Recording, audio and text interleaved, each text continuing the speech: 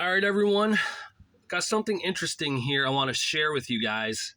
And this is kind of weird because I would have never thought that a wrestling magazine back in 1989 would share this kind of information with the audience, with the fans who are reading this. It's the exclusive investigation of the WWF Tag Team title cover-up. Let me read to you the first few paragraphs here, and then you can tell me what you think about this.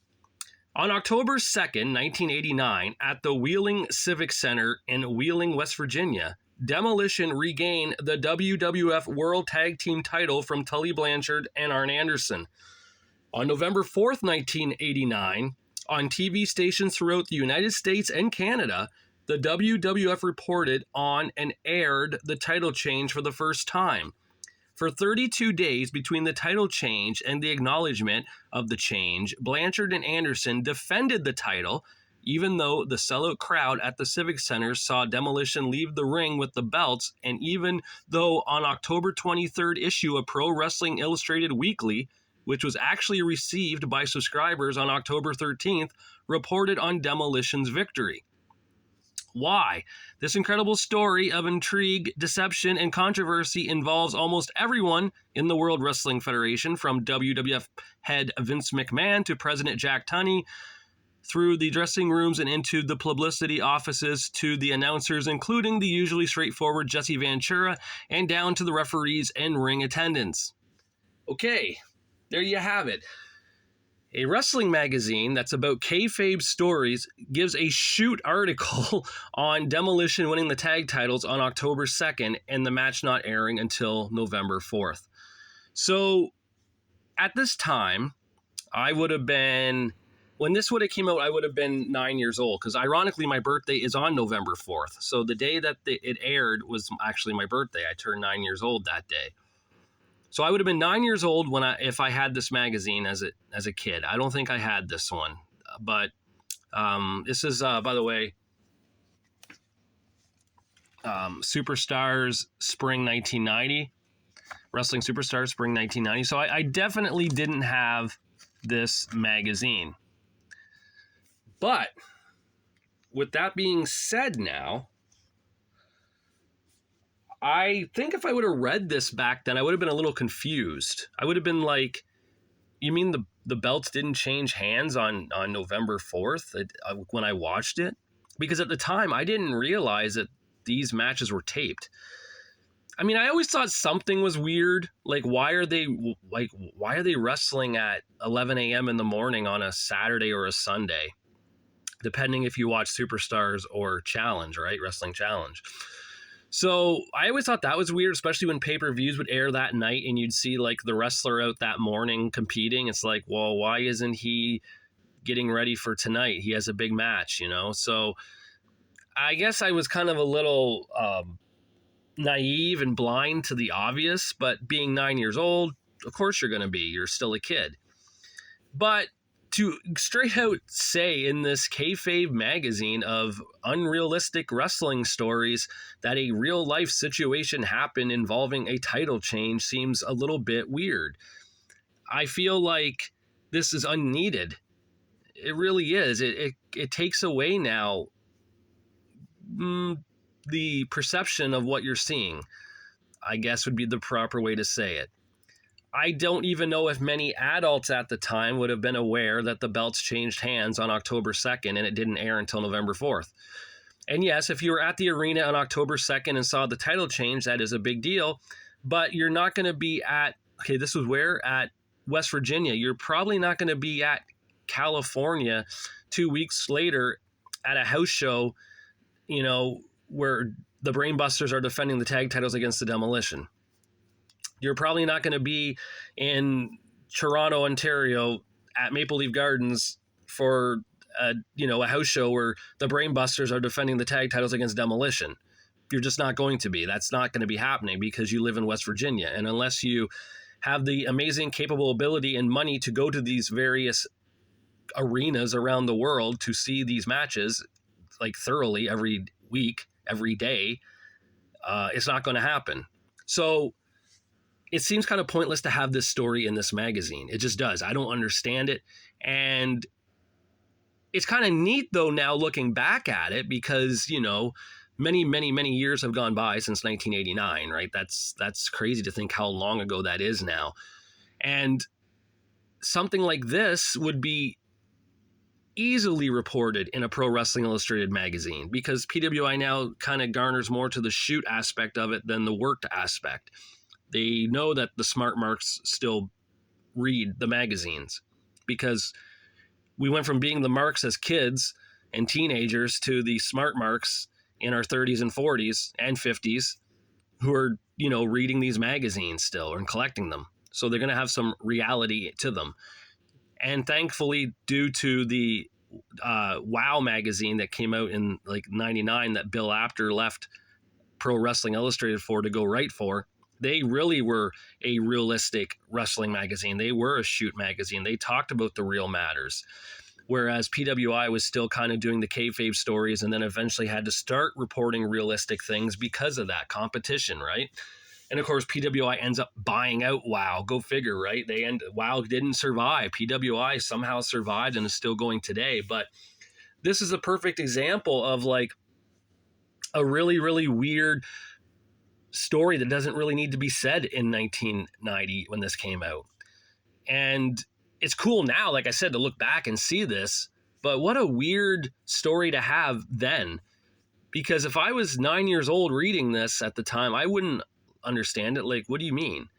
Like, yeah, like I said, I get it that I always thought something was weird about it. I always thought there's no way they could actually be wrestling live Saturday morning or Sunday morning, but maybe it was taped, you know, the day before or something, right? I don't know, but I didn't think it was a month ahead of time.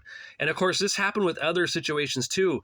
In 1990, when the Texas Tornado Kerry Von Erich lost the Intercontinental title to Mr. Perfect in, I believe it was December of 1990 on WWF Superstars, that title change actually took place at the TV tapings before Survivor Series in November. So Mr. Perfect won the Intercontinental belt like a week before Survivor Series, and then at the Survivor Series, the Texas Tornado still had to walk down to the ring with the Intercontinental title because that match had not aired yet, and the only people who knew about it were those at the arena that night for the taping. Now, maybe those fans who see this happen and then watch a pay-per-view or watch a wrestling televised event the following week or 2 weeks later and see that the champion that lost the title at the show they were at still has the belt, it's possible that maybe at another show days later they won it back. And in 1993, the WWF was smart enough to do that in regards of the Steiner Brothers and Money Incorporated when those title changes happened days after the King of the Ring in 1993. They had the Steiners win the titles at a TV taping and then defend or have the belts all through that TV taping, lose the belts the next day, and then win them back like 3 days later at a house show. So when the stuff aired on TV as down the road, the Steiners were tag team champions. And they would call them, oh, they're on their second reign, when really the footage you're seeing is their first reign that they won that night. So at least the WWF got creative. They did it with Warrior and Honky Tonk Man 2, where Honky jokingly defended the Intercontinental title and on a Superstars taping, and Warrior won it and then defended it all through the night, but then gave it back at the end of the night because of controversial situation or something. But everything after SummerSlam, Warrior was Intercontinental Champion, so it looked legit. So I get why they do it. There's little tricks and such in with doing this, but this one is just pretty weird that they would just straight out say, hey, the belts changed hands on October 2nd. It didn't air till November 4th. What is up with that, World Wrestling Federation and Vince McMahon and Jack Tunney and so forth? And interesting, they said here from WWF head Vince McMahon, in 1990, I had no clue that Vince McMahon was the owner of the World Wrestling Federation.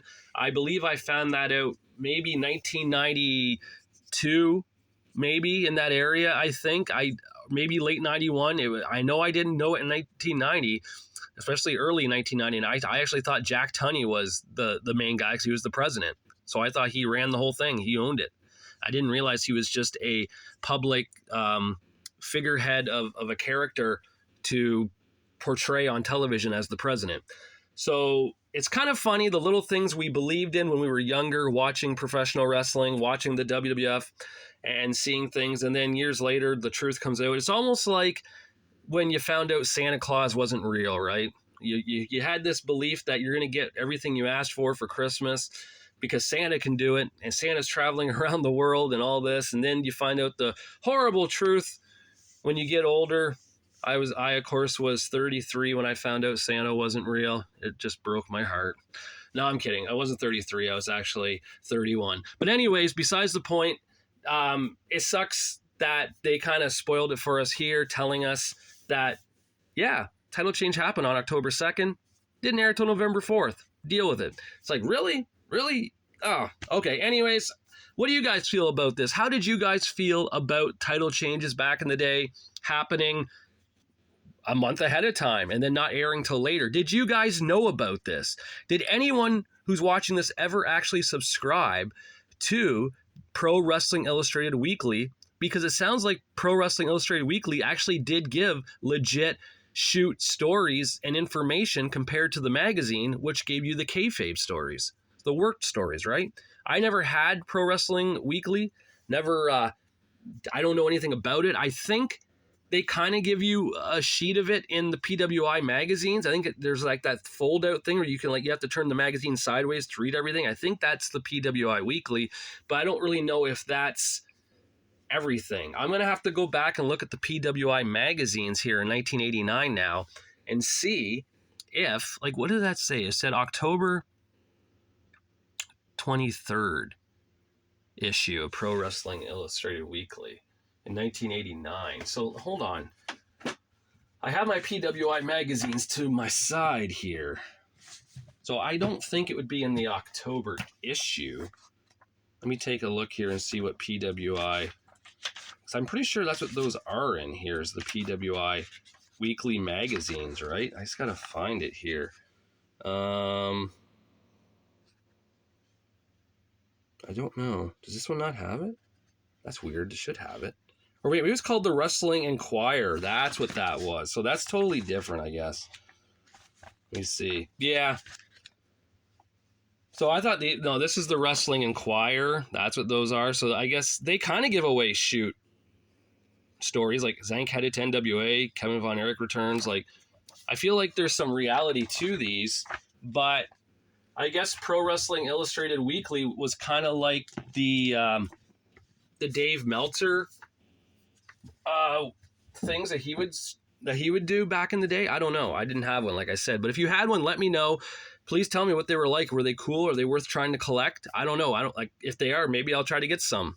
Maybe I'll try to get that issue right there so I can say, holy shit, here it is. They actually spoil it for us all.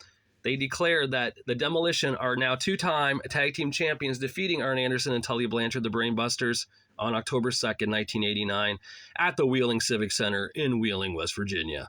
All right, everyone. Hope you enjoyed this video. Hope it was wow, I just botched that. Informative. There we go. And I hope you guys have a great day. And thanks for watching. Thanks for the continued support, the comments, the followers, everything. I appreciate that so much. Until I do my next one, guys. I'll talk to you later.